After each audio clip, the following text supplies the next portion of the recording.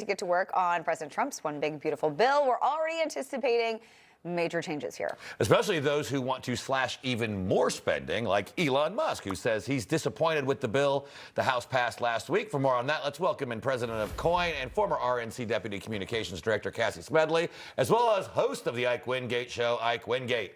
Ike, CBS Sunday Morning releasing a clip from its interview with Elon, which is set to air this upcoming Sunday. He says the bill undermines the work DOGE started. What do you think?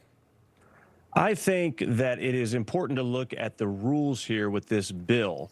As Stephen Miller is doubling down and pointing out here, we're talking about discretionary spending that DOGE is part of. This is a bill with mandatory spending. So we may be talking two different languages here on this bill, but here's one thing that I am actually okay with.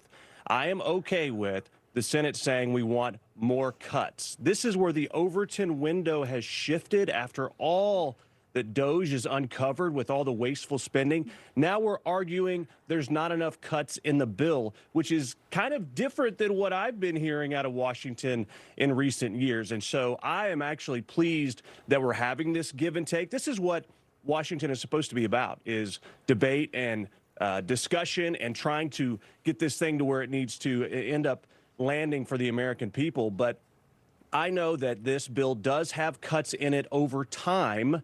But the reason I really am coming back to this whole point, and I'll end with this, is we're talking about cuts based on people working when it comes to Medicaid and SNAP. There is dignity in working, and we need to double down on that point. It is good for humanity, it's good for people, and it is good for our country. Yeah, this bill definitely breaks the old congressional motto of don't stand there, spend something.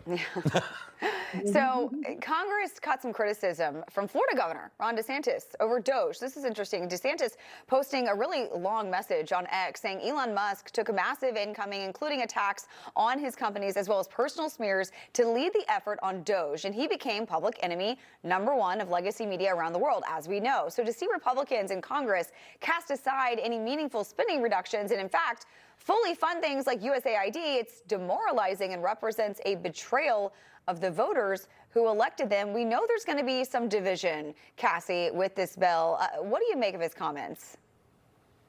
Well, again, to Ike's point, don't confuse discretionary and mandatory spending. Don't confuse the process. This is not a budget bill. Right. As we were talking about last hour, there's going to be time to have the budget conversations. This is altogether a totally different beast. So this isn't the end all be all. And as Mark noted earlier, things might happen in future bills. But also, don't minimize what got done in this bill, like extending the tax cuts. That would have been a 25% increase on every American, like the no tax on tips, and certainly the work requirements for Medicaid. Now, we know the Senate's going to go through that and make sure that that doesn't hurt their states. A lot of red states and rural hospitals are particularly a big verb or a big phrase that you're going to hear about in the coming weeks. But that is overall a good thing. And I love what Ike said about pride in work. The majority of Americans are getting up right now, getting ready for work. And there's a reasonable expectation that if their tax dollars are going to go to the federal government, that the federal government's going to be a good steward of those. And at the very least, make sure that they're not going to people who aren't willing, who are able to work and aren't willing to. That's a reasonable expectation for our government, and one that I think we're all very glad to see Congress actually talking about, and we hope they stick to it. Yeah, good point.